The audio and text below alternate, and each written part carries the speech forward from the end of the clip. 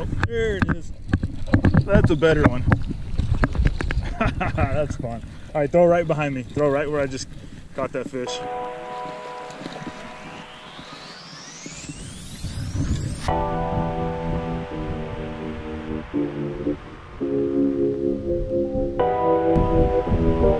Good morning, and what's happening, boys and girls? Today we are on Lake Eufaula. I've never been to this lake before. We are camping out here with the family, but we're gonna get on it this morning and see if we can't find some fish in a couple of coves. About to pick up my father-in-law who's fishing with me this morning, and hope we can't find some fish. So let's give it a go this morning and see what we can come up with. All right, guys, before we get into the fish catching action, I wanted to show you how I broke down this 102,000 acre lake with over 600 miles of shoreline, Lake Eufaula in Oklahoma. Now, this is the Navionics app for $15 a year. You can download this to your phone, have the mobile version, again, $15 per year. So as I zoom in here, this marker is where our campsite was, and I'll use a cursor to show you in a minute some of the details, but I'll zoom out really quick and show you just how big Lake Eufaula is. Again, 102,000 acres. All right, so let's zoom back in. I'll use the cursor. The marker, let me close this. The marker is exactly where we were camping. Just to the left or to the west, you will see the boat ramp right here. And then to the north, this is a bridge that ran right around the north side. Now, there's several different pockets that we had to choose from, but only 2 hours to fish this particular morning. So I want to make the most of my time on the water. And so let me show you at least a couple of the coves. There's one, there's two, there's three, although this one has lacking of features. 4 and 5 different coves. This one's pretty long, has a couple of different fingers, but 5 different coves to fish. Let's break it down real quick, and I'll show you what I was looking at and which one I chose actually to mosey on over to and throw the line in, and where we caught those fish. So first off, I'll zoom in here and show you this particular cove had kind of this feature here where you can see this sharp incline. You have a road bed here, submerged bridge. Not a bad place to fish. Would have been a great place to try. There's a sharp incline or steep drop off right there. The wind this particular day though was blowing into the north, so up against this shoreline or bank line, which this little creek bed right through here, a creek channel, would have been good to fish. This drop off or steep cliff, not really a cliff, more of a drop off. And then also back in the cove a little bit, right in here where there is some elevation change around that dock, that would have been a good place to try, because that creek channel kind of runs right up through there. But really not just a ton of places, not to necessarily spend 2 hours. I didn't want to fish in there and then have to then jump back south again and, you know, pull up the trolling motor and spend time doing that when I only had 2 hours. Now, the cove just to the south has this cool little choke point right here where, in order to get in and out, the fish, shad, etc., have to come through here, and steep drop-offs on either side. You've got a submerged bridge that kind of runs through a culvert road bed. So fishing maybe this area along the shoreline just south of there would have been good. But again, this is the non-windy side or the protected side. So probably not necessarily ideal this particular day, although I could see there being some really good fish right in this area. All right, we'll jump over to the other side. I'll come back to this pocket because it's actually where we end up fishing. And I'll show you this kind of bigger cove that I thought would have been really great to fish. I wish I had time to do it, but there's a creek channel that runs right through here and kind of some deep water. I mean, it's up to 25 feet until it runs up shallow. And I'll zoom in here. Sorry, close that. I'll zoom in here just so you can kind of see the creek bed. And what I thought was interesting was this kind of 13, 14 feet, these docks run almost all the way out to the middle of this deeper water. And I thought it just would have been a great place during this fall transition to try to fish around these docks. Sorry, let me close that again. Fish around these docks as this channel runs all the way back into this arm. The main creek channel runs almost under every dock and would have been a great place to fish. And you'll see there's multiple different branches of this particular cove. and run off. There's a couple other deeper docks over there. And ultimately, though, I thought it was a little bit too much for 2 hours of fishing. So instead, we dropped in, again, I'll orient you to the map, camped here, boat launch here, right across the lake, and fished these two arms of this cove. So first we went to the north end. That's not my particular marker there. It was already on the map. But as I zoom in, you'll see it says there's deep docks. And sure enough, this kind of cove was relatively deep, 12 foot or so with docks. Now, when I turn on the video in a second, you'll see the boat as we were coming right up against this shoreline. The wind was coming kind of in this angle. Actually, it was more or less blowing this direction and kind of creating a jetty around that point. So bass were using this kind of steep ledge right here to push bait fish up against and all the way into this particular cove. Right in here. We actually didn't even get any further than that. So right here, as you'll see when I turn on the video, is where the boat was coming in. We were coming right up against this shoreline. I then, at one point, looked back over to my right and saw bait fish jumping right here. A big white bird comes flying in because he sees the bait fish as well, lands here. We see the bait fish. We pull over there and really start catching some fish. So in a second, I'm going to turn the video on, and that's where you will see. Just wanted to orient you to the map real quick and just show you exactly what my school of thought was with only 2 hours to fish and a lake over 100,000 acres. It truly is a massive lake. And the Navionics app, I have no partnership or relationship with them, but the Navionics app really helped me break down this body of water into this little bitty area and to take a huge lake and make it small and fish it small. All right, let's jump in the action.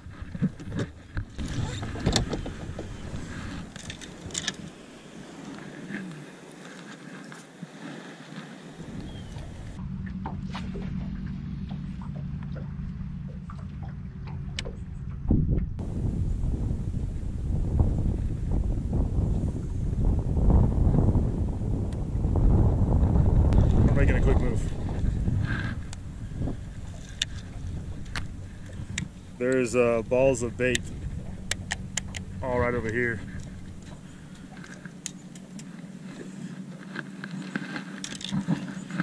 Which tells me there's hopefully bass chasing them. You can keep fishing, we're just gonna troll over there. But that bird saw it too, that bird came flying in. See all that bait? Click on the water over there. Look right down this shoreline. Yeah. And then just watch the top of the water. You'll see a ton of. I see it pop there. Yeah.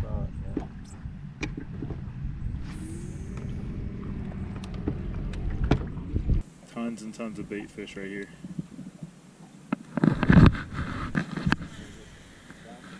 Yeah.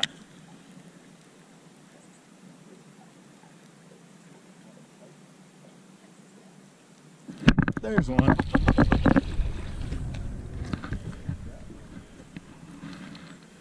Little bitty guy came up and hit the little chatterbait. Little guy. First Lake Eufaula bass. I'll take it. My goodness, there is so much bait right here. Have you ever thrown an umbrella rig? I've got one. I may tie one on a rod for you here in just a second. Let's do it.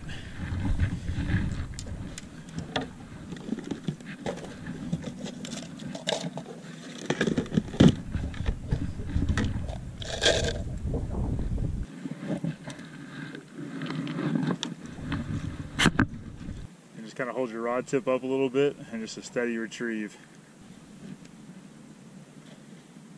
That's perfect. There you go. Yes. That's awesome. All right, I'm going to reel mine right behind yours and see if there's another one following it up.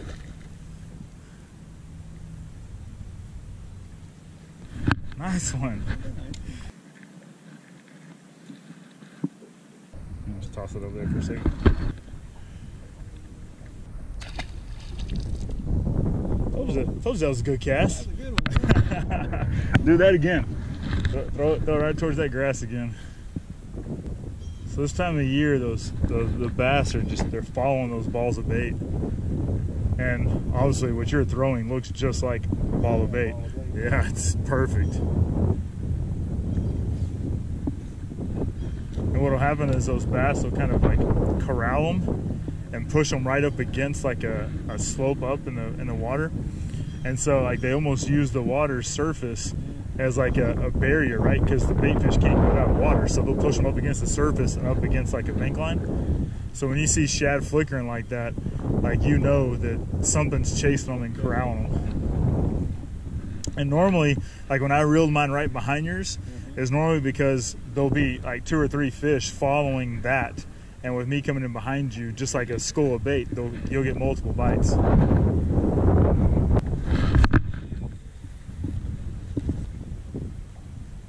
Oh, there it is.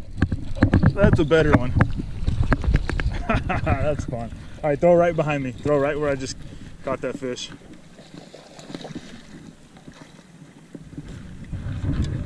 Yeah. Nice. We're getting a little bit better in size. Not bad. We basically found a school of bait fish. Ronnie's throwing the umbrella rig. I'm throwing chatterbait. I was throwing a black and blue, but the white and chartreuse seems to be a little bit better, but they're feeding up. So a couple of little ones so far, but at least we're finding them.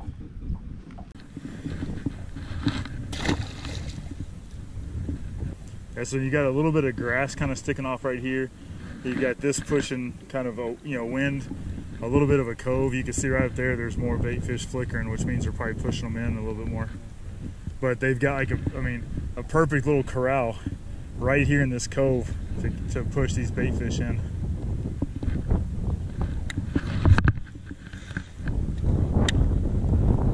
This pocket and cove is full of bait.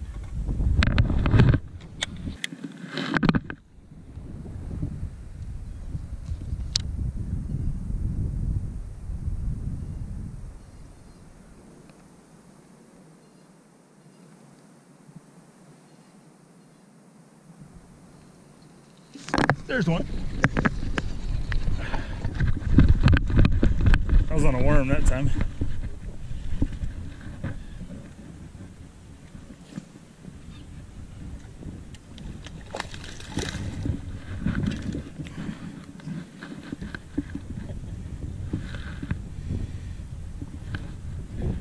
And a little bit better.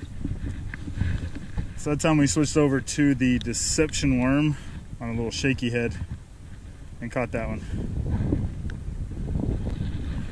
Not a bad little fish.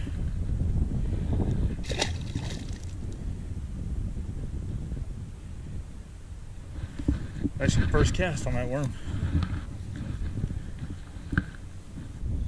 So these are kind of running the same, but here versus here. Lots and lots of bait down there. All right, last cast for me.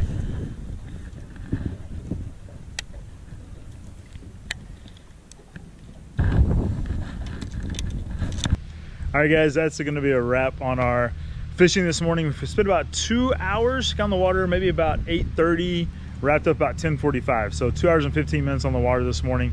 Caught 4 fish, all between kind of that 1.5 to 2 pound range. So not big fish, but for the first time fishing Lake Eufaula and only a couple hours to do it, we found some fish and had a lot of fun. Basically, we found some coves and some pockets where bait fish are being schooled and pushed up by bass, and through moving baits, chatterbaits, swim baits, and big umbrella rig to catch them. It's the fall, so that's the pattern you look for in your body of water, especially in the South, Texas, Oklahoma, Arkansas, that area and that region that I'm in here in Texas. But anyways, guys, thanks for checking out this video. If nobody told you today, God loves you, so do I. Peace out.